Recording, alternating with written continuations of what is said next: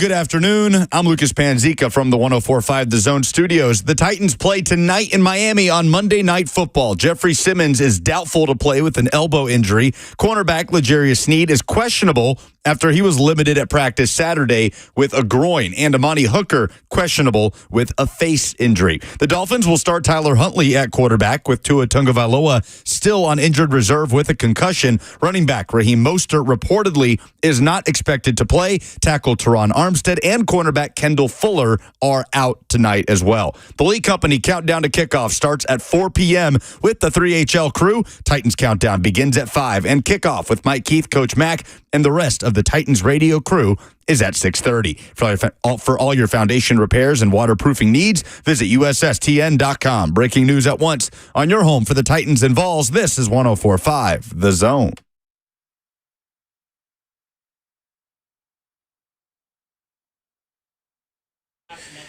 Monday Night Football is tonight, and Blaine and Zach got you covered on 104.5 The Zone. We're going to talk all things about the Tennessee Titans versus Miami Dolphins, where the offense and defenses match up. We got all kinds of stuff to get to. Some concerns, some goosebumps, some chill bumps for the game. Got some butterflies in the stomach about the game. I mean, like, we got all the feelings about this game. I do, man. I'm nervous about who's playing and who's not, man. Y'all scared me. Man, is some of this stuff true, Reed? I have no idea.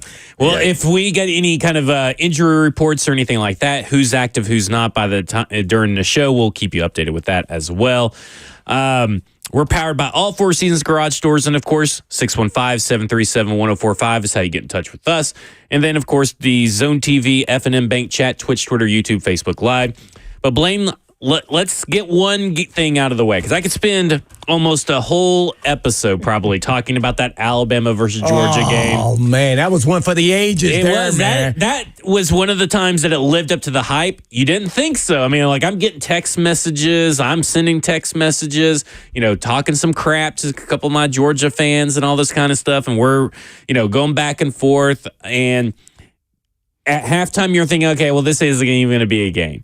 And then Georgia does what Georgia does, and those you were talking about right before we came on air, and I'm going to let you talk about it more, but about the resiliency of these young players on this Georgia team. Because if I'm an Alabama fan right now, I don't want to see Georgia for a second time at all, whether that's in the SEC championship, a college football playoffs.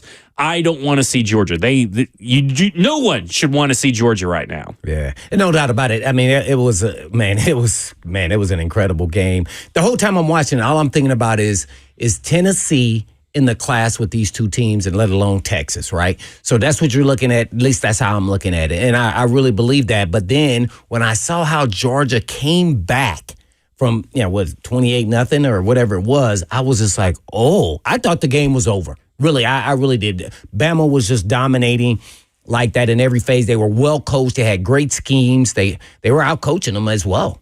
And then the second half, Kirby Smart and his staff, they got hungry. And then they made some adjustments, and I thought maybe Bama got a little conservative there in the second half. But they scared me because they almost won this game. And for a team to believe that they could win a game, even though in a loss, that right there can propel you to a whole nother level. You'll start believing that you can beat anybody at any point in time, and that is scary. And because Georgia had not lived up to the billing to me at this point in time until the second half.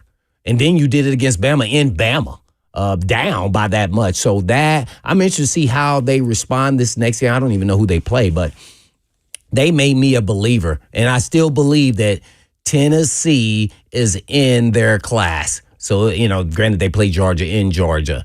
That's kind of how I was viewing the game, and I really wanted a good insight on, can Tennessee, beat one of these teams, whether it's on the road or at home? And I think they're going to be right there in the mix. And now, naturally, it's always going to be about, sudden change and turnovers and things of that nature. But I think they can compete with these guys because defense travels. They got the defense in check right now as far as it looks pretty solid and deep, even the secondary. So I think, this is it's a great year to be, a Tennessee fan. It's a great year just to be a fan of college football. Oh, yeah, especially if you're an SEC college football. Oh my gosh! Fan. And I mean, Texas, the top four teams right now, the teams we just talked about. So, man, It was unbelievable. You know, it was cool kind of sitting back and not, have to watch the Tennessee game and really hone in on this one game all day and just wait till it happened. And then just really watching, really two great teams, man. Man, it made me think, I know Paul Feinbaum said it, but offensively, I think they look better than the Bama team of last year. And I know Tommy Reese was his name. I think was the Tommy Reese was Notre Dame. Where's he at now? Not great. I don't know where. Hopefully, nowhere near a college way program. better. The quarterback is playing at probably a Heisman candidate. The last thing I ever want to do is think about Tommy Reese. As an Alabama fan, the last thing I want to do, because I did not but like Tommy Reese. But what you think, being a Bama fan, man, how excited were you? How nervous were you? I was the highest of highs, and then the most nervous. Like my wife had to leave the room, and then the last interception, by Alabama to end the game or whatever, and I'm screaming, cussing, really loud. Oh yeah. I get up to the bedroom. My wife goes, "You're just an insane person." Oh, what were your dogs doing? They were snoozing. They were snoozing. Oh, I thought you were keeping them awake. Making all that noise. They were pretty much snoozing. Well, I did jump up, so they kind of got up too, but they were ready to go use the restroom and head to bed anyway. You didn't throw anything at your TV or anything, did you? No, I'm not that kind of guy. I'm a screamer, I guess you could say. Okay. Like I yell cuss words. Yeah. What about that freshman receiver? I had never watched him. You did, and man, that guy's unbelievable. I've never seen anything like that. I try to go back and think of a freshman where at least that receiver, all I could think was Megatron. That's the only guy I could kind of think. But they're two different style players, because Megatron was so big. This guy's not big like that, but his start is unbelievable. Oh man, I was like, what the? It's incredible. I wish he could. Can he not come out of the NFL draft this year? Who was guarding that guy in high school last year? Yeah.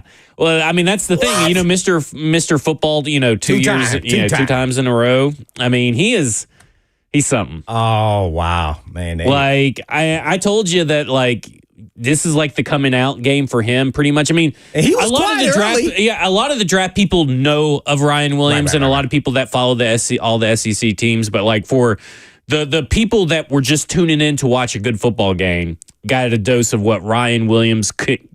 Just the floor of Ryan Williams right now. I mean, this is a 17-year-old with untapped potential because he hasn't even fully developed all the muscle. He hasn't built out his frame completely. I mean, there's still nuances. We may never know if he's already fully matured because it's unpredictable. By the way, I'm just saying a statement. I know. I believe what you're saying. Yeah, but it is unpredictable. That's why you miss and hit on these recruits. Right. He could be fully developed and never get that much stronger. Granted, he's going to be in the weight room. I'm sure he's going to get stronger, but he may have already matured. But his start stopped when he did the one in the there in the second and he half. got both. That would have been NFL good, right? I mean, that's then the he thing. Stopped on that left foot and then burst and spun. I was like, who does that? Yeah, I have never. Only person I could say in the NFL that ever did that. And that was my rookie year, which was his last year, was Barry Sanders. I'm serious now. Then he had that one he tap to himself, his body control and eye control on that one was just phenomenal, too, on the post route. But, man, that guy, wow. Can you think of somebody who was a freshman that was good? Wide receiver, Jeremy Smith is the only guy, and that's the Ohio State wide receiver that is also a freshman currently. So there's two versions of Ryan Williams. There's a Big Ten version and then the SEC version. I haven't seen the other guy. And they're already calling Jeremy Smith the best Ohio State wide receiver to come through. And I'll go ahead and say this. This is the best Alabama wide receiver to come through. I'm going to go ahead and declare. Over Julio. Who else is in the mix? They've had some Julio, dudes. Calvin Ridley. You got, oh my God, Jameson Williams, Devontae Smith. I mean, there's a lot of wide receivers that came through there. Yeah. I don't know, man. Wow. Yeah. But Jeremy Smith, is it Jeremy or Jeremiah? Now I'm blanking and getting scared that I'm backtracking and missing it. But the Ohio State wide receiver, the freshman wide receiver, they're already saying that he's better than Chris Olave and all those guys, Garrett Wilson, Jeremiah Smith. So they're saying that he's already better than all those people. Yeah, that's incredible. I wonder if all this, 7-on-7 is helping some of these elite players become elite immediately when they get into to college. Because, man, that's just kind of, man, some of these guys are doing some incredible Just stuff. real quick before we go to the break, give props to Carson Beck for that second half. He had a phenomenal second half. That was the big boy drives that you need to see. He was horrible in the first half. He was horrible in the first half, though, so he's very inconsistent, which seems to be the big narrative around this quarterback class for 2025. Malachi Moore, so far this year, we need to be talking about Malachi Moore as one of the best defenders in the nation. 46.6 passer rating on the season, 38.5 reception percentage, 6.8 yards per reception allowed. That's 171 coverage snaps. Should have had the pick. Oh, and that bait, he baited him. Oh, man. And Jalen Milroe is having a more productive year as far as yards per attempt and touchdowns than Jaden Daniels. And the reason I bring that up is not for Heisman consideration, though he will be in the talks right now, is because I thought that Jalen Milroe would be this year's Jaden Daniels as far as the jump from last year to this year and a 1 year jump. So I love everything I saw about it. Little concerned about the overly conservative on defense and the continued aggressive and inefficiencies on offense because, like you said, I think University of Tennessee will play them closer in the first half, so you can't have that second half inefficiency. I'm not concerned really about the aggressiveness as I am about that inefficiency in the second half.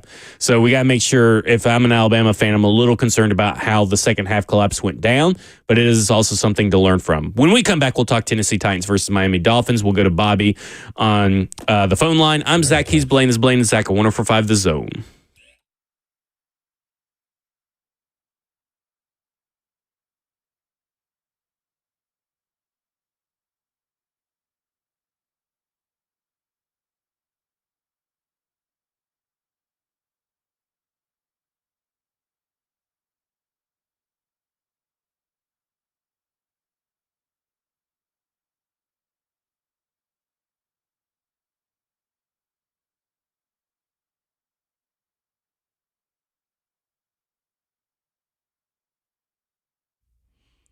Hey, Tennessee, fall is about to start, and yes, it's about to be in full swing. And Cool Way's here to make sure your home is ready for all the fun and the winter, right? We've got some sizzling deals that will keep you comfortable and worry-free all season long.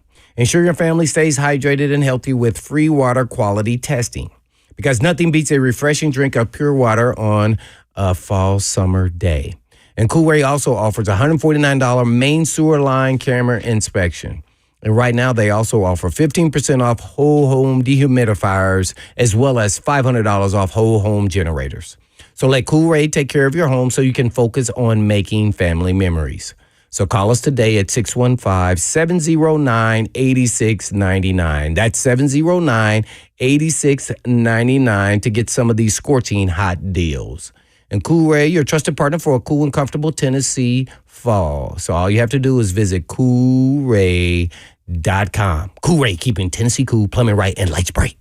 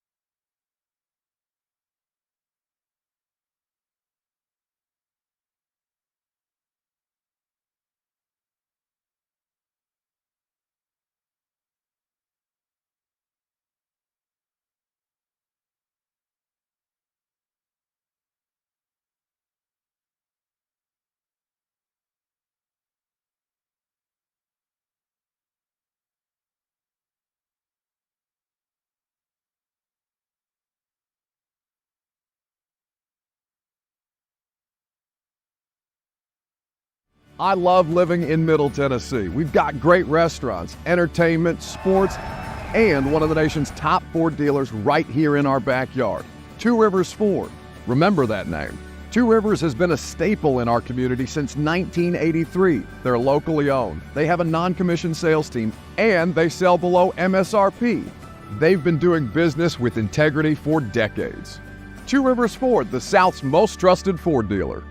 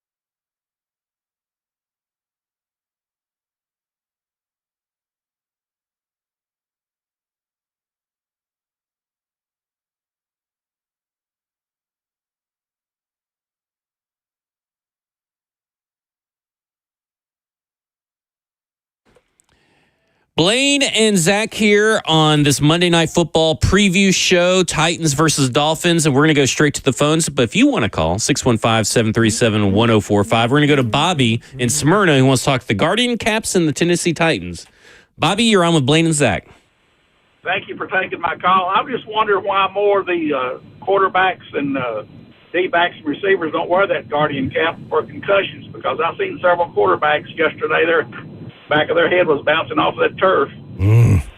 Really? Did they go out for concussions? No, they didn't, but, I mean, Mahomes, the back of his head hit 3 or 4 times when he got sacked. Yeah. Yeah, he also wears one of those different helmets, too, doesn't he? I have no clue. I don't keep up with that kind of stuff as far as like if someone's wearing a special kind of helmet or something. Yeah. But I will say that I mean I think that mainly it's because some people just aren't prone to concussions. Maybe I don't know. That just seems like a personal choice. But you know, it is what it is. I don't really have an answer why more don't. Maybe if I'm playing, I would. I mean, it does, unless it slows you down or something. Maybe it feels weird. I don't know. I think they get some a little off balance. So you know, you probably have to do a whole off season of wearing it to make you feel comfortable that you know, it's not get your equilibrium off a little bit. Yeah. You know, and maybe that's what it is. I really don't know. But let's get into this Tennessee Titans versus Miami Dolphins, 615-737-1045. If you have any questions to ask us or anything about this matchup. Snoop Huntley has been named the starter as of right now. I don't believe that anybody has been ruled out that was on the injury report other than Raheem Mostert so far today. But oh, they're the offensive tackle for them? Teron Armstead. Teron Armstead was already ruled out a couple of days ago. And then, but as of today, Raheem Mostert's been the only player that's been ruled out that's new for the Miami Dolphins. But Snoop Huntley gets a start, and Tyler Huntley, for those that don't know, he's called Snoop for whatever reason. But you know, we've been talking about this whole week. Well, we kind of touched on it on Friday.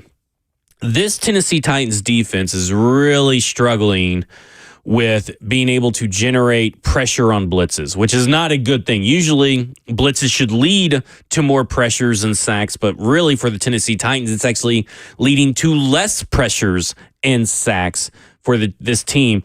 And everybody this week has kind of thought, I've seen a lot of articles up, and I think people are kind of mega minding this or, you know, overthinking this, because I thought the same thing about Malik Willis. I thought Tennessee Titans defense should just blitz Malik Willis. Ain't gonna be nothing he can do. Yeah, and what did I do? You told me no. That's not what's gonna happen. And they did blitz them. And they blitzed them. They blitzed them over 50% of the snaps. They blitzed them, and it yielded very little in their favor. And I see again this week, everybody's like, well, they need to do the same thing. They need to blitz Tyler Huntley. And he has the year that he went to the Pro Bowl, Blaine, with the Baltimore Ravens, where they didn't even have Zay Flowers as a good wide receiver. Right. Like, it was just Mark Andrews and nobody else. 74.1 completion percentage against the blitz. Oh, you just made chill bumps go through me, man. 74.1% completion percentage against the blitz, and he was blitzed on 37.5% of his dropbacks. So he was blitzed a lot by NFL standards. That's typical NFL level. Mm-hmm. The other thing is that people need to remember is that because he's getting blitzed, he's probably taking short passes, and he was 75.3% completion percentage on short passes, 0 to 9 yards.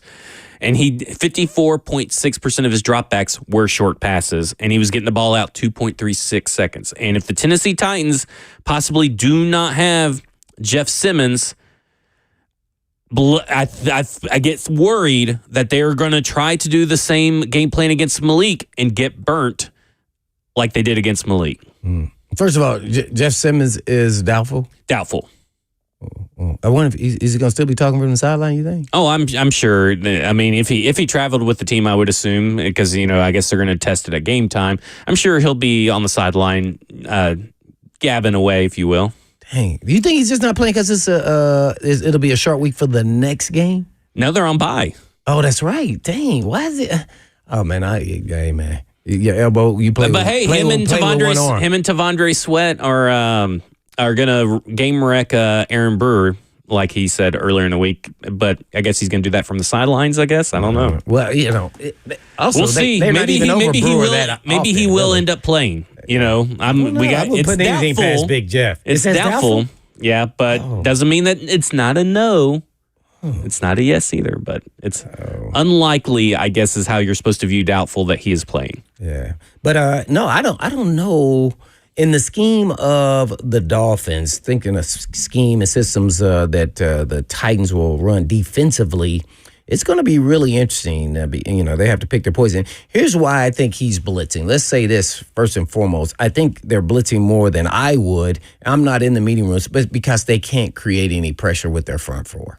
So he thinks he has to do that at times, and sometimes you're making play calls. No different than you do on offense when you're missing pieces to the puzzle, missing your offensive tackle, or your offensive tackle's not playing very well. You know, your one guy's getting beat. You know, your quarterback's not playing well. He's, seeing ghost.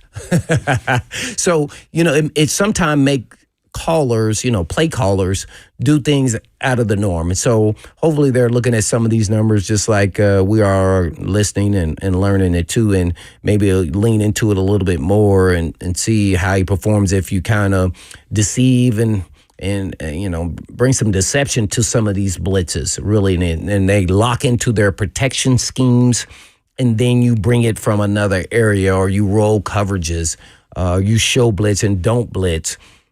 Especially a quarterback that hasn't played very much this year, he's got to have a little bit of rust in live action. I'm going to just say that. Guy's got some talent. He's a really good player. I was actually really surprised that he was on somebody's practice squad. I mean, man, he should have been on somebody's roster. That just shows you how tough it is, especially at a quarterback that's only one quarterback. So this guy's super talented. I would approach this as just as though he was probably a younger quarterback. He has a lot more experience than most, but he still hasn't been out there this season against this defense. So try to bring something to him that you don't see. I think they're going to play a lot of too high. I think it's more so not because of him, but because of their weapons. When you're talking about Waddle and Tyreek Hill, I think you got to be very cautious and make sure you keep everything in front of you.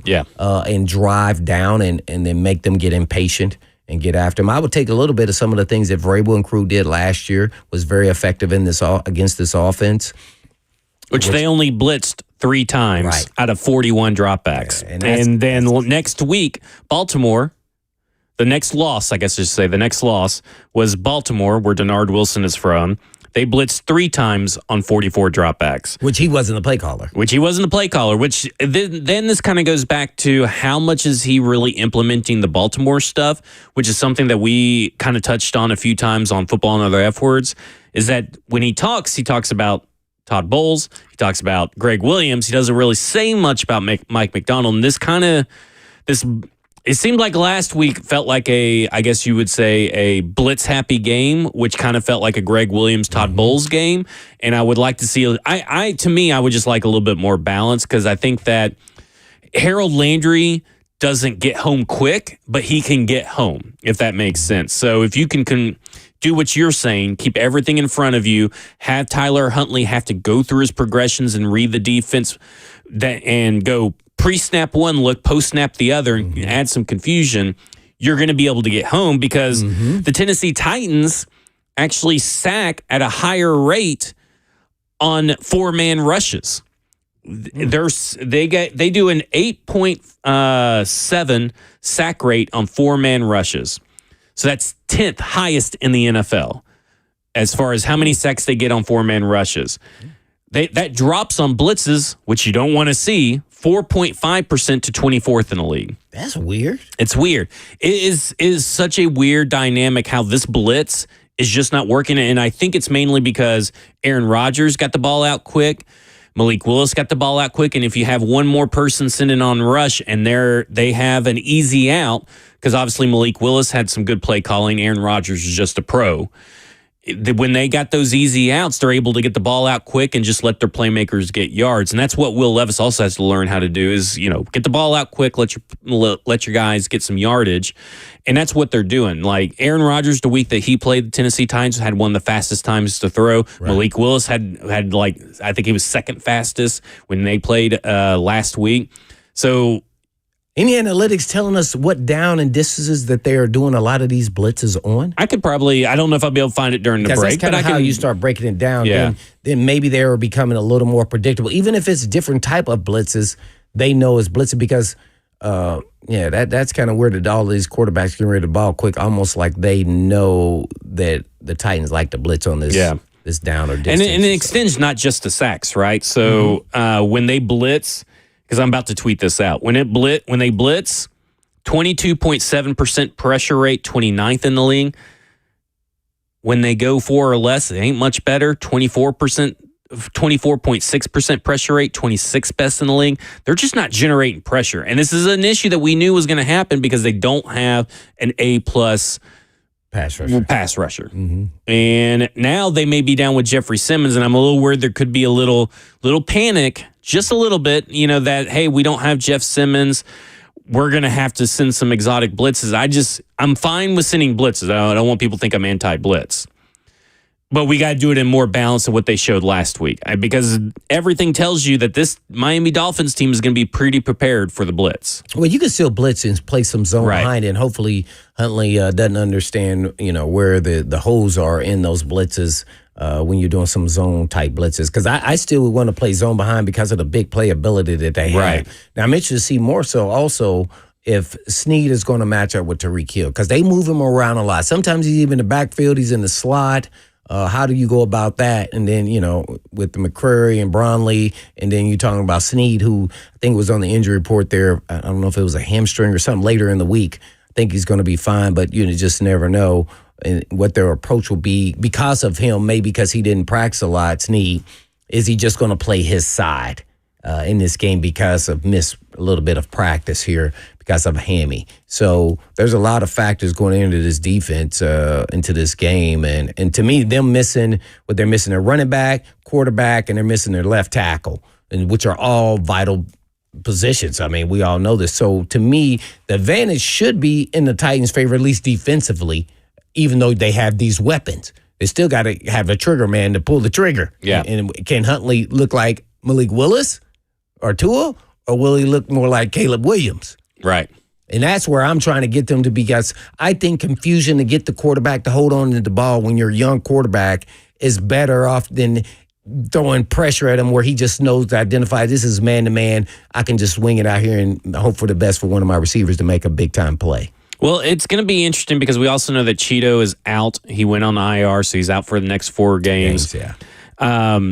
Obviously, that leaves the door open for Jarvis Brownlee Jr. to get the start. And I know the big deal has been made that 2.6 miles away is where he went to high school. Yeah. Back at home. But I mean, this Miami Dolphins defense runs a lot of 21 personnel. So that's 2 running backs, 1 tight end, 2 wide receivers at the second highest rate in the league, 36.5%. And what was really surprising, I think, for both of us, is how little 11 personnel they actually run, which is 1 wide receiver or 1 running back, 1 tight end, 3 wide receivers, 30th in the NFL at that. So like that, to me, that's very surprising. And I think that kind of benefits the Titans in a weird way, that they're not going to run or possibly not run a lot of those spread 3 wides. 3 or 4 wides, yeah. So especially, but that's going to put a lot of the onus maybe on Jarvis Brownlee Jr. Maybe it's Roger McCreary in those 2 wide receiver sets, but that's a lot of responsibility on him. And maybe a little bit of added responsibilities that his college teammate, also a fellow rookie, Storm Duck, is getting the start opposite on the defense over there in Miami. Storm Duck, real name, legal name. I thought you were messing with me. I'm not messing with you. Storm Duck. Storm Duck. I don't believe Zach on this one. Yeah. Storm Duck. Storm Duck. Listen, Lucas on the previous show spent like 10 minutes talking about the Storm Duck name and who he was named after, which was some Days of the Lives or some soap opera Bold and guy. Beautiful. Yeah, whatever they watch in here when we act like make you don't watch Bold and the Beautiful. I don't. Watch it? Oh my bad. You said Young and the Restless. I don't watch that. I watch. Listen, you want to know what I watch? I watch Vanderpump Rules. So I watch reality shows. I watch the Bravo shows. I'm the Bravo guy. Okay. But Storm Duck. But Jarvis Brownlee on Jalen Waddle, Roger McCreary on Jalen Waddle, possibly. Even if they're on Tyreek Hill, I'm not really too thrilled with either of those situations. That's why I'm talking about zone, man. I'm comfortable, with them getting their hands on them and rerouting them, but not on a consistent basis. Man to man. If that's the case, then we gotta have Snead over there on Tyreek Hill, man. And sure, there's gonna be a lot of revenge based off the last time the Titans played them, embarrassed them on TV about getting a win there, as well as Tyreek Hill versus Snead in the playoffs, and Snead burying him in the dirt and punishing him and shutting him down pretty much. So I think they're going to be pumped up. So but this is a tough one. I think I would keep McCurry out there if they do a lot of 2-back personnel. We were kind of discussing it. I was really leaning towards Brownlee, but the more and more I think about it, if based off how much they are running certain class of formations, I think you may have to lean on the veteran player more. Especially if there's diagnosing, because if they're doing a lot of 21, that means they're probably doing run and passes out of both, and you would probably like a guy that can diagnose and has seen it. And we've seen Roger McCreary not looking a lot of bad things about this defense here and there, especially how that the game against Malik. But Roger McCreary has been pretty good about diagnosing and making tackles for losses in the run game. Mm-hmm. So he shows up making 1 or 2 of those big stops, or at least slowing a guy down so someone else can come make a tackle. Yeah. And so I think you would like to have his diagnosability out there in those certain personnel sets. Yeah, no doubt about it. I think you're right on that one. Well, let's go to Brandon in Lebanon, who wants to talk about Jeff Simmons. Brandon, you're on with Blaine and Zach.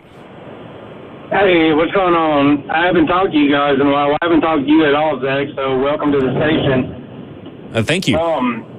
So the there was a statement that was put out this past week with Jeffrey Simmons saying that he's going to match up well against Brewer. I really think Simmons is going to end up playing, especially since we got a bye week next week to let his elbow heal a little bit better. But I think if he knows that he's going against Brewer, I think he's going to want to make a statement with that. So with my personal opinion, I think he's going to end up playing tonight.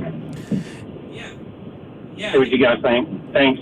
Yeah, I think that's totally possible for sure. Do you know the extent of his elbow injury? No, it's kind of under the radar, but it's he played the rest of the game on Mondays or last Sunday, so he played for the most part the game. What does that tell you?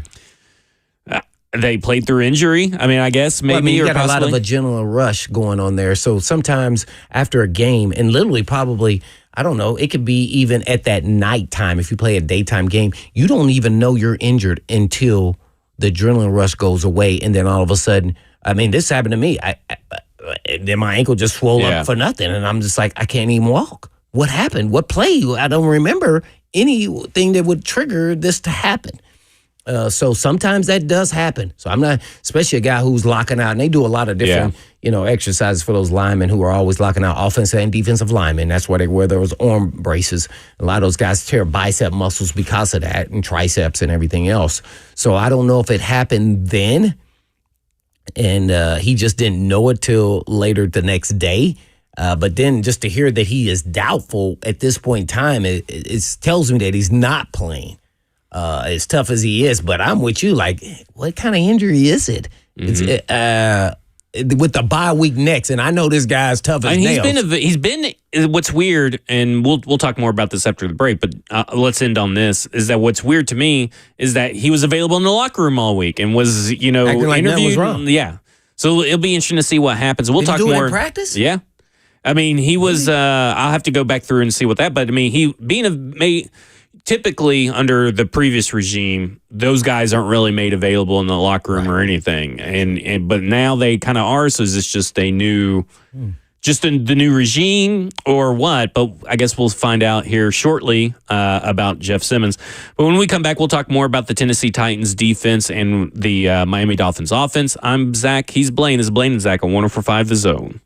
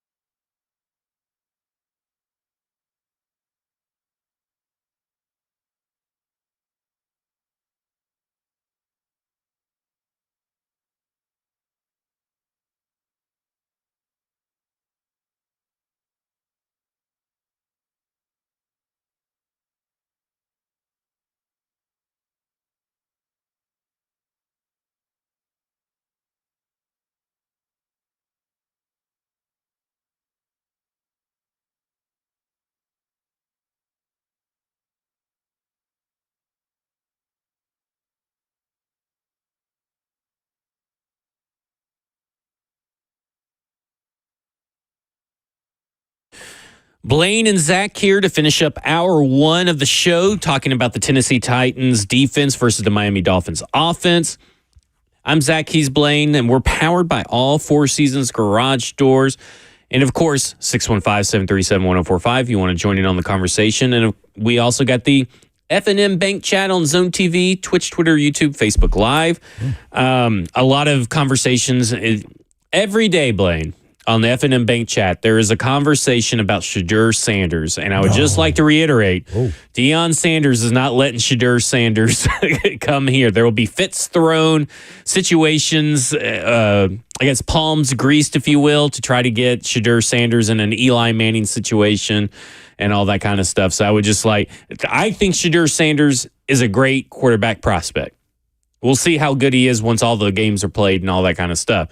And likely the number one prospect in this draft class. So basically you're saying he's going to do the same thing Eli Manning did. Yeah. I think it will be an Eli Manning kind of situation. And I mean, that's exactly what Deion has said, right? They already have their list of teams they'd be willing to let him play for. So he's going to the Panthers? No. I think it was Atlanta, Dallas, and two other teams. I can't remember what other teams there were, but which are all unfeasible. It's just they gotta trade to get them. There. Yeah, so we'll see how what the NFL does in that situation, but let's just not call it like we see it and say, well, it's going to be a lot of headache no matter who drafts Shadur Sanders if Deion is coming along with them. That's because the Titans just want to wait to pick, Arch Manning. Yeah, there you go. Arch Manning or Nico. But right, Nico. I've heard a lot been made about this Miami Dolphins rushing attack, Blaine, and a lot been made about what they do on the edges of the offense. But on the outside of the guards, or the tackles, where people say that they go, the edges on the outside of the edges, or the end arounds and all that kind of stuff, they're only averaging 2.8 yards per carry. As a whole, they're only averaging 3.7 yards per carry. So I do not see this. Listen, does not mean you can take this rushing attack lightly. This rushing attack is built on explosives, but they don't have Raheem Mostert, who is a guy that goes between the tackles, who gets you the hard yards, gets you the 3 yards that you need, or maybe 2 yards you need at the goal line. While, guys like Achane and Jalen Wright are your home run hitters on this offense coming out of the backfield. But I just want to warn people that, first off, I don't think this offense is that explosive, but all it takes is going up against the Tennessee Titans defense that's going to underestimate what you can do on the ground. So you're talking about explosive in the run game. Yeah, in the run game. So to me, this is very much that dog game, right? DAWG, disciplined, curse word with grit. Is what he's wanting, and disciplined defense is what this team needs to play. They need to be sound in their run fits, good and quick in their diagnosis, and not fall for all these trick plays, because there's going to be a lot of motion being used. There's going to be a lot of same plays being ran out of these formations. This defense has to be disciplined. Like, this needs to be the Denard Wilson dog game. Well, that's what you want to turn it into. And trick plays, I don't want people to get conceived. He's talking about deception and, in your eye discipline. I call it, eye candy. Yeah. Eye candy is the deception that they're going this way, but we're really going that way. And you get to always watching the motion guy or somebody's moving. You think that's where the play is going. I think you referenced that as a trick play, but those are somewhat tricky in your discipline as an athlete, especially the linebackers and safeties if you're involved in the run fit. So, yeah, they do a lot of that, and we fell for the okie doke last week against Green Bay. I was thoroughly disappointed because I knew going to the game, and I talked about on the pregame shows about eye discipline on the defense. So they did exactly that. And I think with them having some of those issues, then they decided, okay, let's just attack, all right, if you're coordinating, because it's not working. And see, that's what happens when you're a play caller. You start trying to find other ways to get your guys to make plays because they're not doing what we actually asked them to do. So that's what happens to a play caller in action. So then everybody says, well, why did you call certain plays, whether you're on offense or defense? It's because what you've practiced isn't actually working, and y'all worked on it. So you start, I call it grab bagging as a play caller, because you want to, get them back on track, and hopefully this works and gets them back into a groove. as an athlete, and so or messes up the offense. So I'm real interested to see if the eye candy stuff works in this game. They do run some downhill stuff, but their running game is not something to fear. Without having Jeffrey Simmons, kind of will hurt a little bit because he is a run stuffer. That is for sure. So we could talk all we want to about he's not an elite pass rusher or anything like that. But when we talk about running the football, it takes two to move him, and then you're not moving him very far. It's again. You wonder how much that impacts. Coburn versus Simmons. That's a different level of player now. And we also talked about last Friday about the feeling the need to press. Turnover differential, right? Like this defense does not need to feel like they have to make the big plays on a consistent basis. Just that they just need to play good defense. This is a good matchup to just like play good, sound defense. And that sounds, very simple to say, but it's a lot harder to execute than I think people think because of the way that these offenses can attack you in various different ways. The way that the personnel, your tight ends can catch the ball out of the, and turn it upfield. Jonnu Smith, too. Jonnu Smith's down there. Raheem Mostert's down there. Not Raheem Mostert. Devon Achane can catch out the bag. I mean, the way these running backs and tight ends and wide receivers in this particular offense can be used in multiple different ways. Tyreek Hill in the backfield. We have to make sure when you are saying the good sound defense is a lot harder than what people think. Yeah, it's going to be a challenging task, but they're going to have to be disciplined. That's going to be determined. I don't want to see any explosive plays over 25 yards. And I think they're capable. If they play zone and then are disciplined, I think they'll frustrate that offense. I think that's what you need to do against this style of offense and this kind of play caller. Well, we'll talk about what the Tennessee Titans offense can do to take down the Miami Dolphins defense. I'm Zach. He's Blaine. This is Blaine and Zach on 104.5 The Zone.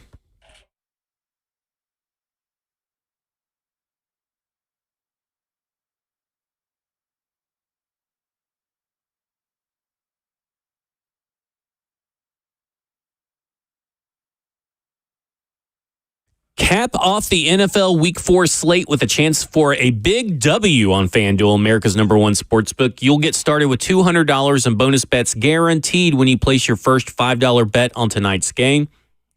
Build a quick same-game parlay for the Monday Night Football game, Titans at Dolphins. Tyler Huntley, 1+ interception. Will Levis, 2+ passing touchdowns. Jalen Waddle over receiving yards. Just visit FanDuel.com/Zach. That's FanDuel.com/ZACH to make every moment more this season. FanDuel, an official sportsbook partner of the NFL. 21 and over in present Tennessee. First online real money wager only. $5 first deposit required. Bonus issued as non-withdrawable bonus bets, which expires 7 days after receipt. Restrictions apply. See terms at sportsbook.fanduel.com. Gambling problem? Call Tennessee Redline 1-800-889-9789.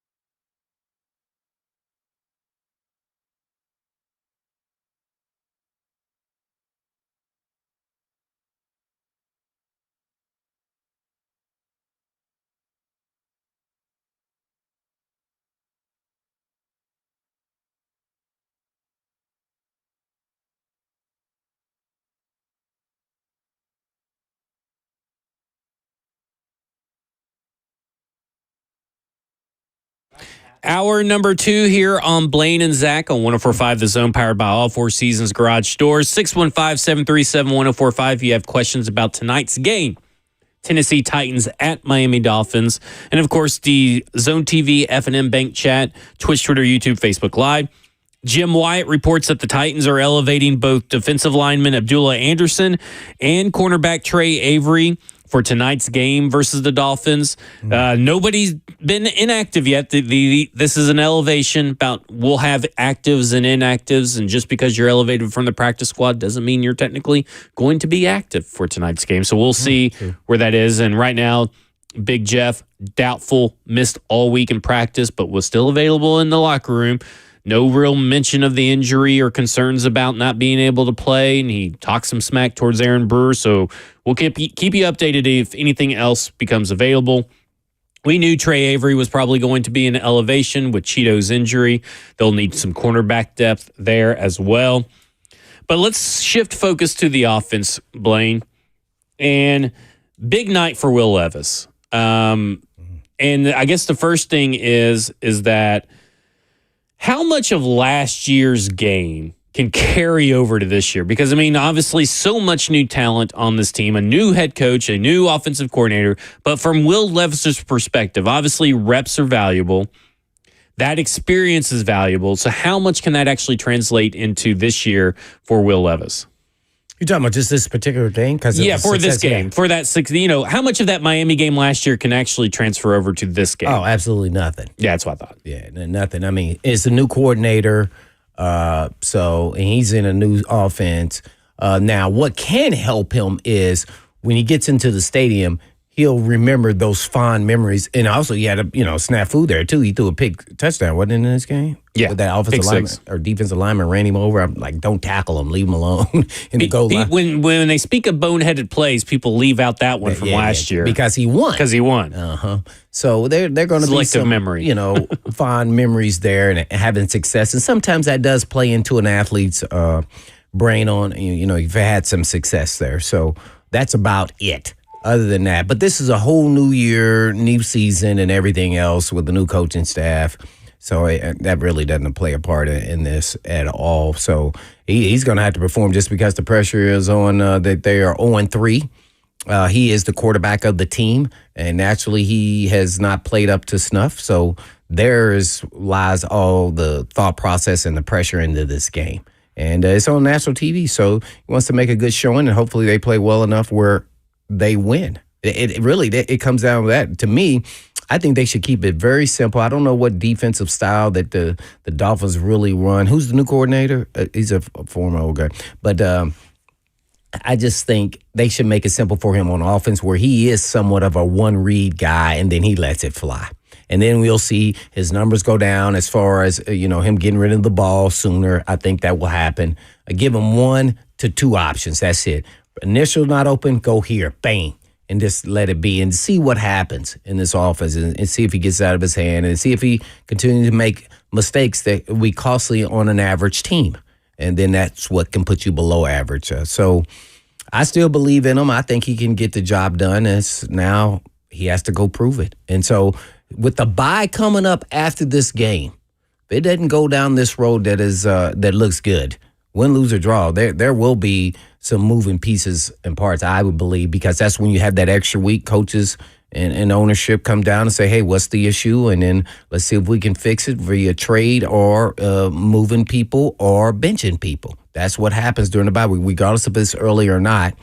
And I'm, with the observation when you're talking about quarterback, is that I think we should ride him all the way until you feel comfortable that he can't be the guy. And that may be week 8, could be week 10. In their eyes, they may think it could be sooner than later. So, I want to give him every shot to dig himself out of it, and we shall see if it starts with this game. Yeah, I think this Miami Dolphins team because we were kind of talking about like what do they do well. Well, there's not really much that they do well right now. Right, they're 1-2, right? Yeah, they're 1-2. They're not. They're scoring less points than the Tennessee Titans. Of course, their starting quarterback is hurt. Yeah, less points. Well, how many points is that? 1 point per game. Was it less than 17? Hey, less is less, even if it's 1 point per 16? game. Oh, it's 16? Yeah, it's 16 points per game. Wait, that's shocking to hear, though. Yeah, for but I mean, listeners. the difference is Tennessee Titans have a starting quarterback, and they're on their third now quarterback. So right. there's a little bit of context there. Good point. Their run game, even though Raheem Mostert's been missing, their run game hasn't been great. The defense, though, has not been good. It's pretty much, how I was talking about the Tennessee Titans having a low pressure rate.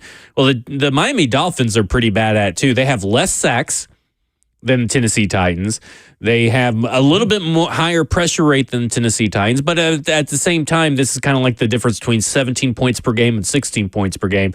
They're very identical. Of course, they lost Christian Wilkins. They still have Jalen Ramsey, but Jalen Ramsey, he's getting along up there, so he's still gave him playing. A new contract. They gave him his highest paid corner. They upped his ante. I thought that was a little weird, but he's still playing at a respectable level. I'm going to ask you this question: is he Jair Alexander level in your mind? Where will Levis better know where he's at on the field and throw away from Jalen Ramsey, or because it is Calvin Ridley and DeAndre Hopkins going up against Jalen Ramsey, depending on how they deploy him? That I love this question because some people won't be able to differentiate what I'm going to tell them. Okay. Jalen Ramsey is a better talent, even still today, than Jair Alexander. Okay. They're both top 5 corners, in my opinion. Gotcha. Now, here's the difference. Jair Alexander is much more I would say this, discipline in his techniques and studying his opponents. Okay. Or I think Jalen Ramsey freelances a lot more. Gotcha. Mm-hmm. And that can be the difference where you can catch him sleeping. Yeah, I think I would throw. So you can maybe do some stuff over that way because yes, I would. We talked about that last week a lot about just don't. You got to know where your guys are at, right? I think he looks into the backfield a little too much for me, Jalen Ramsey, that is. Kind of more like a safety mentality. Even when he's in man, I think he gets bored over there, and I think because people aren't attacking him, and so I think you can catch him sleeping. Jair Alexander doesn't play like that. And he's not as talented as Jalen Ramsey. It's kind of like what we were just talking about. The flip side is if you're not going to attack a Jair Alexander, or you're not going to attack a Jalen Ramsey. Mm-hmm. And remember that the DJ Reed was gone a few weeks ago for the New York Jets. Attack Storm Duck. If that's the guy that they're choosing to throw out there, a rookie who was drafted, I think in like the 6th, 7th round. I mean, I'm surprised he even got drafted. That's how bad I thought his tape was, especially compared to Jarvis Brownlee Jr. On the same team. Storm Duck was not good on that tape. What round did he go in? Yeah, I'll have to check. But that's what I'm saying. I think he was like 6th or 7th. He got drafted on his name, Storm Duck. Because I couldn't believe that he got drafted. Oh my. Okay, he did go undrafted. So so we're there. I thought so, but that's an undrafted free agent, right? That is going to be starting. Instead of Kendall Fuller. You should be attacking him every chance that you get. Yeah. I'm not gonna go way out of my way continuously, but I'm gonna be aware of where he's at, and I'm gonna try to get him. And then I'm going to make him decide if he wants to be in this game or not on national TV. I like it. I mean, everybody has done that if you play secondary. There's no doubt about it. It happens. It's happened to me. It's happened to all of them. I mean, you got to get tested and to see if you belong. And he's a young player that's, got to prove himself still. And he's done a solid job, obviously, to get to this point. But it's a little different once you get targeted and they just keep throwing at you and throwing at you and throwing at you. And then at some point, you're going to break the game or you're going to here's their cornerback depth, okay? I'm going to see how many of these I'm going to throw in one fake name. I'm going to see if you can figure out what the fake name is. We know Storm Duck's not fake, okay? Ethan Bonner, Kader Kahu, Syrian Neal, and Treshawn Campbell. So which one you want me to? Which one's fake? Well, not the one you said with Ohu. That guy's a real player. Okay, so we got Syrian Neal, Kader Kahu, Ethan Bonner, Storm Duck, and Treshawn Campbell.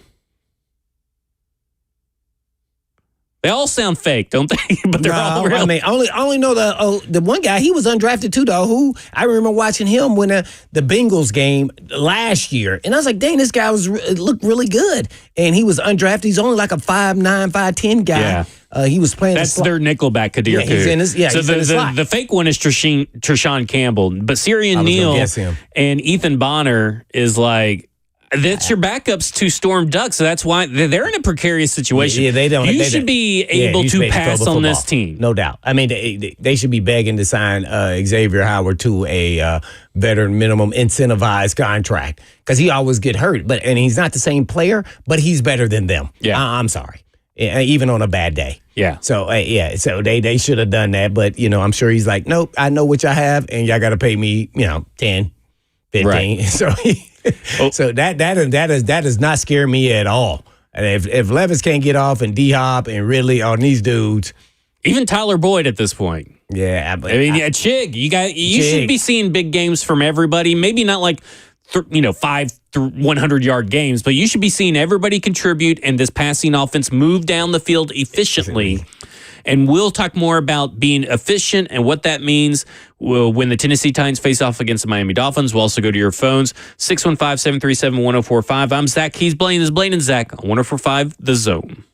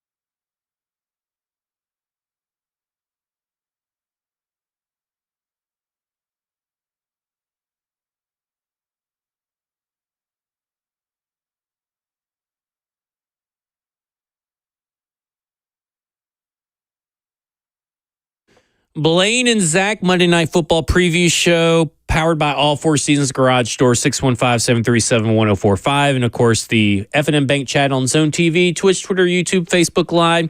And at the beginning of last segment, Blaine, the Atlanta Braves were up 3-0 on the New York Mets on top of the 8th.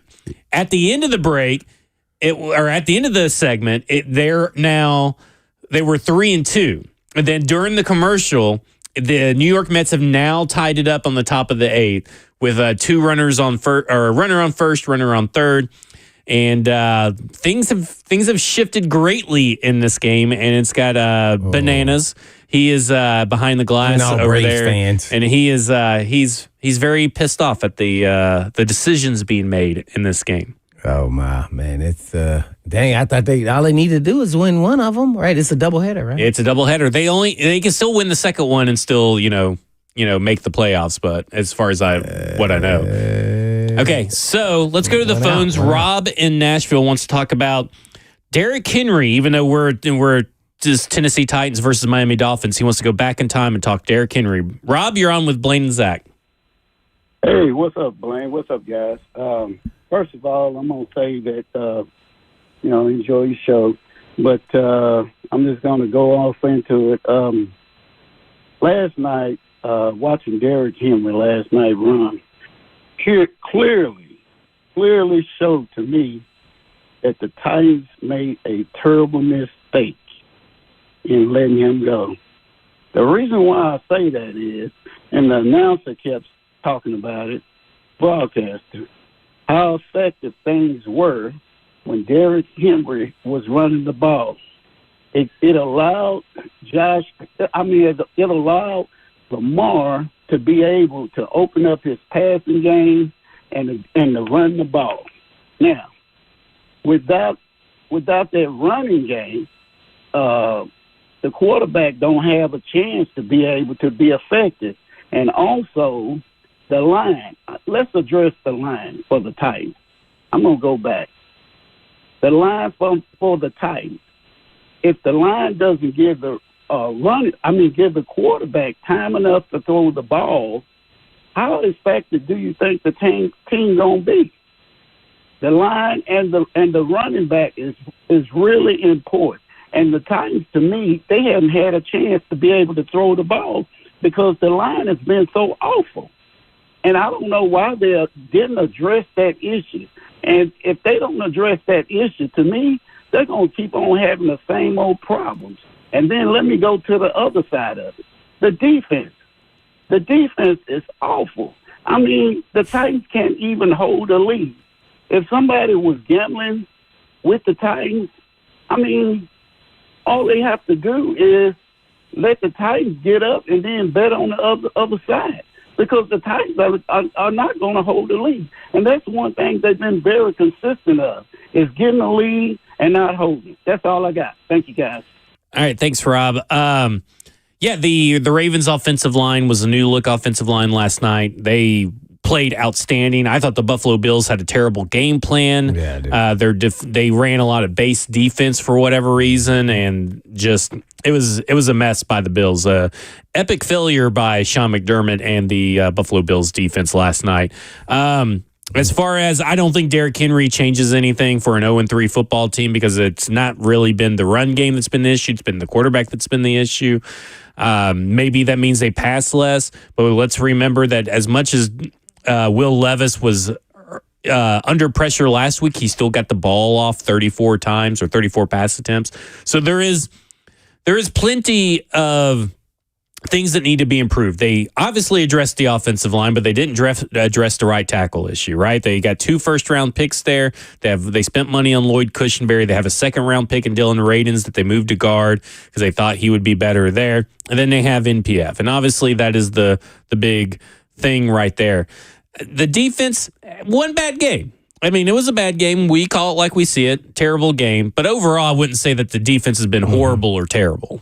Yeah. No, I agree with that. Yeah. They definitely had bad, tackling day, let alone I thought it was probably one of their worst assignment-driven and maybe even probably the game plan going in. So with the way you wanted to go attack Malik Willis. Other than that, it's really hard to say the defense, the first 2 games didn't play, winning football. Naturally, the blame can go around all over the place as far as offense, special teams, the quarterback, the O-line, and everything. So, ultimately, it always goes back to the quarterback. Quarterback and the head coach get the blame, and they, when you lose, and naturally, everybody else gets the, pat on the back when you win. So that's the nature of this beast in the business of the National Football League. Now, to address that the team would be different with Derrick Henry. Now, I was a proponent that Derrick Henry was still a really good player, but the time has run its course, and it was time to move forward. He was a free agent, and so they thought that with new coaching scheme and system that they wanted to go in a different direction, and I didn't disagree with that. I felt like you wanted a versatile back. The coordinator and head coach runs a different offense. They're not going to run down your throat, and you're trying to develop an offensive line, which I don't think that would have benefited Derrick Henry very much, as we got to see a little bit of that last year and sometimes even the year before that. So he's still an elite player. More power to him. Wish him the best. And I'm still always going to cheer for the King, regardless of, even though the Ravens are one of the most hated teams by me. But I want to see Derrick Henry do well. But no, that was the right decision there. It was the real right decision was you trading. Want to stay ahead of the curve. The real right decision would have been trading him. I said that before the season. I thought they should have traded everybody. And he obviously had no interest in wanting to come back. Right. He had a lot of interest in the Ravens anyway. Since we've been back on the air, the Mets are up 6-3 on the Braves. Bananas! What happened? Yeah, bananas. Let's get a quick baseball update here. It's 6-3. So this is the story of the 2024 Braves, is getting a lead and then blowing it. As you can see that they did here in the 8th inning.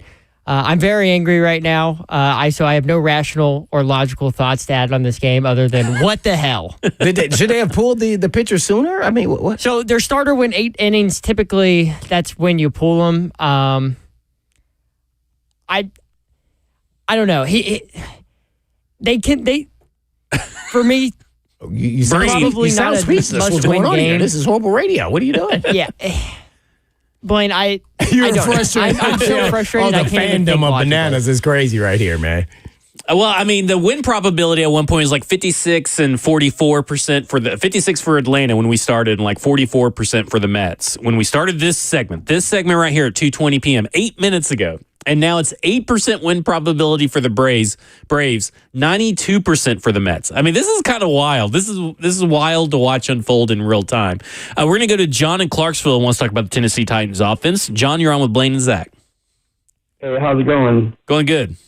Well, anyway, you guys were talking earlier about people they're wanting Shedeur Sanders, and obviously his dad won't let him come here, but what about the 2 quarterbacks that played in that big game yesterday, Jalen Milroe and Carson Beck? Would the Titans even consider looking at any of these 2? And I mean, I love Jalen Milroe, but would he fit in with a Brian Callahan type offense? I mean, that would be a big question for me. Would he fit in to that? Can you guys talk about that a little bit? Yeah, we can, John. Just real quick. Here's my opinions. Now, let's be real. I have not watched every Carson Beck snap in 2024. I have watched every Jalen Milroe snap. But I think it's important to say that, the book's not written and the book's not out on both these players. Now, and the book's not out and written on Will Levis yet, technically, and depending on where you land on that. Could they be interested? Yes, but I think also Will Levis has to just flame out for them to be interested. They may kick the tires and be one of those teams that you see connected to quarterbacks all throughout the offseason, but they never really were. Carson Beck, to me, I'm out. I think he's a better fit, though, in this offense than Jalen Milroe. I'm a little worried that Jalen Milroe is just a really good college quarterback. Doesn't mean that he can't turn into a NFL quarterback, but that's just kind of where my hesitation lies. Maybe it's a tad bit of helmet scouting a little bit. Alabama quarterbacks, very hit or miss for the most part. Yeah. But I think that what you saw on Saturday, you saw the best of Carson Beck and what he could maybe offer you from a standpoint in the second half. and you saw the worst of Carson Beck in the first half and what he may be likely be in the NFL in my eyes. Jalen Milroe, I need to see more from Jalen Milroe, and I know that sounds crazy, but I was also at this point this time last year saying I need to see more from Jaden Daniels. I need to see some more consistency the whole year on someone like Jalen Milroe. Yeah, I completely agree with that, especially as a passer. Yeah. Athletically, he is a phenomenal athlete playing the quarterback position, and he's showing with his staff that he can be a better passer. I want to see more of it. If he takes them all the way and continues to develop as a passer, I think whoever has one of the top 3 picks, I think we're talking about the top 3 quarterbacks here, and Ewers, Beck, and Melrose probably coming out if you were going to make a guess on that. So they're going to go higher than projected. Maybe not the best players coming out, but quarterback gets elevated. So man, if he continues to get better, that'd be something special there to behold. There, he can scramble around. But being disciplined as a quarterback and going through your progression reads and believing what you see and letting it go is always a tough deal for an athletic quarterback, especially a guy of his size. So it'll be interesting to see how well his game does translate, to your point, when he gets to the NFL. And I think if he wants to, be a great player, he will adjust and learn how to play the quarterback position in the NFL, because you don't want to take too many hits. Eventually you won't be playing. And that's what Levis is still learning going in his second year, who's probably not as athletic as Melrose, but Levis is still a really good athletic quarterback. If Milroe keeps on going up, then I'm not going to sit here and do what I did with Jane Daniels and be worried about his size or be worried about maybe it's the supporting cast, because really Jalen has probably a worse supporting cast than that LSU team last year. It's just about consistency. And you just want to see a young kid like that keep progressing and stay consistent. And here we are talking about quarterbacks that, heck, Will Levis may go in tonight and look good, and then maybe he will become consistent, because it's not just about looking good tonight on primetime. It's about looking good in week 6, week 7, week 8, week 9, putting that consistency together. But this is a good matchup on paper. Mm-hmm. Like you can say on paper, good matchup, because this is a team, the Miami Dolphins, has not generated a lot of sacks. Of course, the Titans' offensive line could be a good get-right game for that defense. It's almost like the movable object versus the stoppable force, instead of immovable and unstoppable for this team. And I think it's going to really come down to, look, the Tennessee Titans have only generated 30 pressures on the year, sacks, quarterback hits, and quarterback hurries. 30. 43 for the Dolphins, so there's not that big of a difference, even though they've generated less sack. They've generated a lot of hurries. So they've had a lot of opportunities that really haven't turned into sacks. So it's all about really this offensive line and this quarterback, and that's what it's going to be about every week. We are going to be talking about the offensive line every week. We're going to be talking about the quarterback every week until they provide us consistency, for better or for worse. Those are the 6 people this offense hinges on week in and week out. Well, if it doesn't work out, I'm already thinking about the draft. That's where I'm at. So if Levis doesn't work out, I hope he does. I'm signing yours truly, and everybody laughed at me then, and he's playing well now. Sam Darnold. I'm drafting a pass rusher in the first, and I'm getting a right tackle maybe in the second or the third. That's how you got to be thinking at this point in time. None of those quarterbacks to me, and we probably be the 5th pick or what have you. I mean, you may move up, but I wouldn't be moving them, giving up collateral when those guys are all kind of just okay for me right now at quarterback. But I'm hoping we don't get to this. Yeah, that's the hope, right? Yeah, the hope is that Will Levis shows enough starting today. It's got to really start today. He can't really delay it much longer, because not to say that it will happen, but we cannot leave out the possibility that bye week, coach, all the coaches meet, the ownership meets, the GM meets, and they've seen enough through the first 5 weeks or first 4 weeks. They've seen enough through training camp. They saw enough last year. They see enough that the owner maybe says something and says, hey, we got to do something. We got to create a spark or whatever. And then sometimes the easiest spark to create is a quarterback change, for better or for worse. I'm a softie. I'd keep going, but I'm a softie. I still don't get fired. Yeah, I don't think I'm with you. I still don't think that they're even in a loss. Because what if he looks good, but they still don't win because maybe the defense lets up a last minute play, and it's like 42-35 Miami Dolphins, right? Mm-hmm. And all that kind of stuff. So not all losses are created equal in the evaluation of Will Levis, but these first 3 losses are pretty hard to ignore. And it's going to be hard to ignore if those first 3 losses are more indicative of what we see tonight. And the worst kind of consistency is inconsistency every week. There you have it, right there. So you can't rule it out, right? Like, I think it's highly improbable at this point. Maybe I see something tonight that changes my mind. More data, more information coming in should constantly keep your mind going and fluid, right? But right now, it'd be very hard pressed. And it just seems to me you just got to go the whole way through, right? Like, I mean, you just kind of have to. Well, I keep saying week 10. I keep saying week 10. But you may not make it to week 10. I know this. You're already thinking quarterback draft. No, I said Sam Darnold. So, everybody laughed at me when I said his name before, and all of a sudden, Sam Darnold. Let's sign Sam Darnold to a 2 or 3 year deal. That way you can sit your 2026 guy. All right. Let's go real quick to Jason in Murfreesboro, who wants to talk about the Heisman. We're getting into college talk, apparently. Here on Blaine and Zach with a Monday night football game. People want to talk college football. Jason, you're on with Blaine and Zach. Cam Ward. Hey, guys. What you were talking about earlier is how you said you wouldn't really feel about getting Milrose. So my question is, I got two things. Who would you think that you would pick as a potential quarterback if things continue to trend the way they are with the Titans? Who would you want to draft? And I would be really mad if Nico was up for the Heisman this year. Somehow he was able to do that, and we lose it to Travis Hunter, kind of like Peyton Manning lost the cornerback Charles Woodson.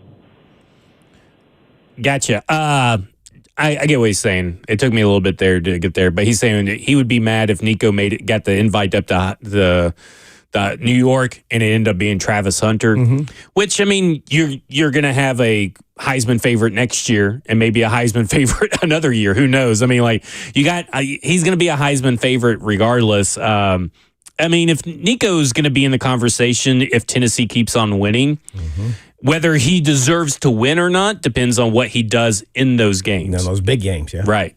Jalen Milroe, I think I would probably go right now. Quinn Ewers is going to be the most ready for this offense quarterback, I think. But again, you want someone that can sit. And that's kind of where I'm at right now. Like, if you were to draft one of these guys, you don't want them starting. I don't care what happens. You don't really want them starting. None of these guys, really. Because if it's all about, if Shedeur Sanders ended up at a team that has a really bad offensive line, he may not be the Shedeur Sanders that you see. But he's used to playing behind the bad offensive line. It's a little bit different. I know. It's a little bit different in the NFL. I know. I like Quinn. I like Cam Ward. Cam Ward's pretty good. I would take both of those over Carson Beck for sure. When we come back, we'll get to the rest of your all's phone calls. We got Will, Joe, and John on the line. I'm Zach. He's Blaine. This is Blaine and Zach on 104.5 The Zone.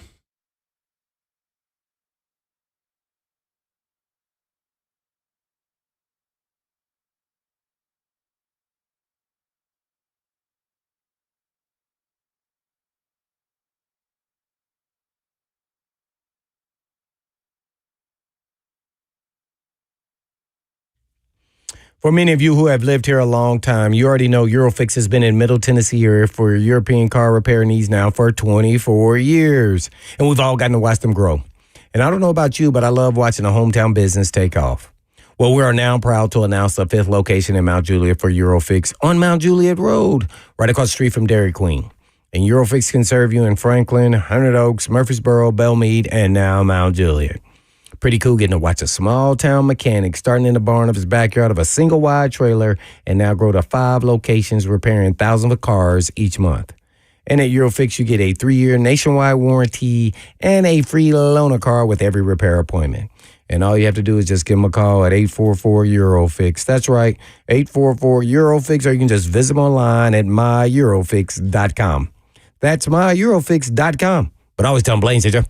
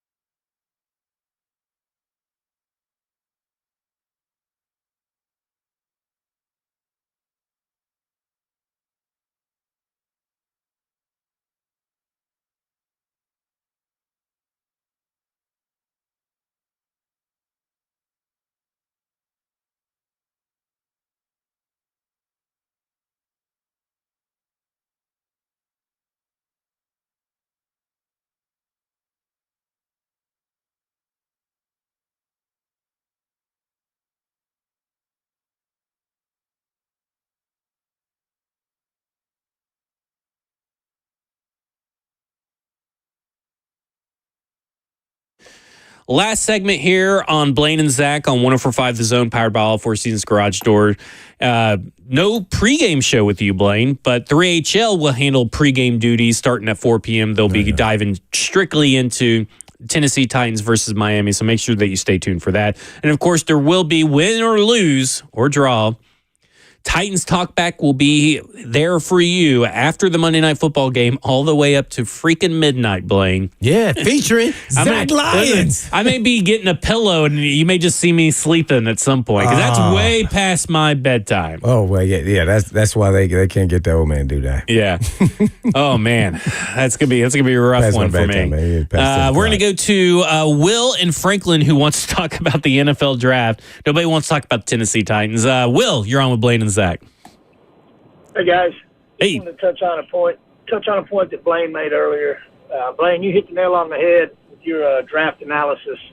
It's not a surprise to me. You've been in the trenches, and you were with a really tough Titans team at a great time. But when you mentioned going ahead and getting the defensive rush lineman, getting a right tackle in the second round, that's what it is, man. That's how you build it. You already know. Everybody wants to chase the quarterback. It's a fantasy football mentality these days, it seems. These guys that y'all been talking about in college, good college quarterbacks, but what percentage of them actually pan out and bring the trophy home? So I like your line of thinking. Defensive linemen, offensive linemen, defensive backs all day. You can't have too many of those. And then when you find a quarterback, beautiful. Yes. Get a quarterback. You can make do with what you want to make do with. Sam Darnold's a good example right now. You know, who knows how long he'll continue to perform, but you got to build a foundation on the offensive and defensive line and have somebody back there that can turn the ball over on defense, get a serviceable quarterback. Yeah, I agree with you, Blaine. I think that's how you win. So I'm going to get off here and let y'all do your thing. Appreciate it. Love listening to you. You had some good points. I am a little worried because we were talking before we came into the studio that I'm a little worried that this pass rushing group, these edge rushers. Now, I do like Mason Graham out of it's not elite, Michigan, but it's not as elite as what everybody kind of promised us into the season. It's kind of like remember quarterback classes always get hyped up. This edge class got hyped up, and I'm not seeing a lot here that makes me really happy. But I will say that a guy like Mason Graham maybe could fit that role, but I mean, then he's playing. Then you have Mason Graham, Jeffrey Simmons, and Tavondre Sweat right there. So really, I'm eyeing Travis Hunter or right tackle. That's kind of where my head's at heading into here. The Emory Jones or Will Campbell from LSU, both the tackles from LSU. You could swap one of them, whoever plays up left tackle or whatever. I like the quarterback from LSU too in the mid rounds. Yeah, to Nussmeier. Yeah, Nussmeier. He's a good guy in the third or fourth. He's a guy that you watch him, and he makes great decisions. He's got quick release. He doesn't probably have the strongest arm. But tackle's got to be, to me, tackle's number one over even edge rusher, just based on the strengths of this class right now. Well, you could also sign a veteran. Yeah, that too. We're going to go to John in Nashville who wants to talk about developing quarterbacks. John, you're on with Blaine and Zach. Hey, guys. How's it going? Going good. Good. So I just kind of want to talk about how we haven't ever seemed to have been able to develop a quarterback, no matter who it is, because the last quarterback that we had that was any good for us was Ryan Tannehill. And before that, name one. I mean, and we've had draft picks. And it looks like we had Malik Willis, and he sucked. But then we sent him to Green Bay, and he looks awesome. So it's like he was there for not very long, and he changed his whole game. So what's kind of our problem with that, and how do we fix that? Because I don't think it's necessarily Will Levis, because, I mean, he's been under pressure so many times and sacked. He does make dumb decisions, but that should be coachable, right? Yeah, hope so. You would hope so, but it sounds like even Will Levis says that it's pretty much like it's a me thing. I have to do stuff, I have to change stuff, and whether he wants to take some extra steps to get that, change, that's going to be up to him. I will say this, we talked about last week with Malik Willis, is that Malik Willis was progressing under this current staff. Oh yeah. And so it's not like he was terrible here in this year under this staff that went over there and just changed everything like the caller kind of alludes to. So I just want to throw that out there that, I mean, he was progressing under this staff. And Will Levis has progressed in certain areas. Completion percentages, accuracy, stuff like that has gotten better. You surprised on his accuracy? I am very surprised. But it's the other stuff part of the quarterback game that he's struggling with. So you can do so much, right? Like you can only do so much as a coach. So at the same time, your players have to go out there and execute.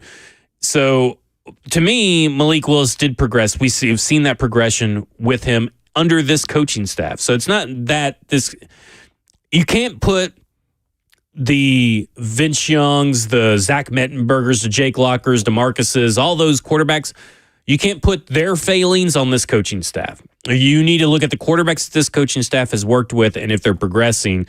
And right now, I felt like Malik Willis was progressing enough to be kept. And he looked good. We both agree with that, yeah. I thought it was going to be, I would have kept 3 quarterbacks, as I said then. And it's not exclusively a Titans they developed him over this 2 or 3 year window. And, Green Bay got the finished product of what he was. That's not how he was when he first got here. No. And he definitely put a lot of work in, not only himself and his quarterback coach or whoever he works with, let alone the coaches on this year's staff. So got to give the credit to him, too, for putting in that work and then also believing in himself because he looked putrid when they first put him out there versus the Chiefs. We got time for one more call. We're going to go to Joe in Nashville and wants to talk about the offensive line. Joe, you're on with Blaine and Zach. Hey, gentlemen, how y'all doing? Doing good. How are you? Quick question. Listen, I know the league, when I grew up, it was all about the pocket passing quarterback, and we've seen the Tom Brady's and the Peyton Mannings retire. Do you believe that with this new NFL and the teams that are having success now or with quarterbacks that are moving outside of the pocket, that the training and the coaching for the offensive line has caught up with this new passing league? Because it seems like this is a reoccurring, and I just can't believe that we're in the 4th season talking about the offensive line. So do you think it's, something with coaching or with the type of mentality that offensive line players need to have now that while the league is so struggling with offensive line play? And I'll hang up and listen to you guys out there. Thank you. Blaine, I'll let you handle that question real quick. I know that because I was asking Coach Mack that, remember, because, it seems like it's an academic, with the offensive line play. And I think it just kind of starts with not a lot of training goes into offensive line. I don't know why it's not sexy or not. And I think it's gotten a lot better with individual trainers. And then in college, I think they're just letting the guys, the most athletic guys, big guys, just do their thing. And it's not school when you're going against elite, pass rushers in the NFL. It's a little too late. So you have to now start from ground roots. Yeah, I would look at it this way. You've hit it on right there. To me, the offensive line issues stem in college, stem in high school to college to now. There's not a lot of good coaching. And then if you don't have a good offensive line, you need to have a quarterback that can make throws on the move as well. So, it's kind of like it may look like that the quarterback is the egg or the horse pulling the cart, but really it's the offensive line and the coaching and upgrades or the coaching and scouting that it happens in college, in my opinion. Yeah. So that will do it for us. DeRachel's up next. You're going to handle your pregame show over there for more Tennessee Titans versus Miami Dolphins talk. Sorry to those that we couldn't get on the phone line. I'm Zach. He's Blaine. This is Blaine and Zach. And in the meantime. And in between time. Peace.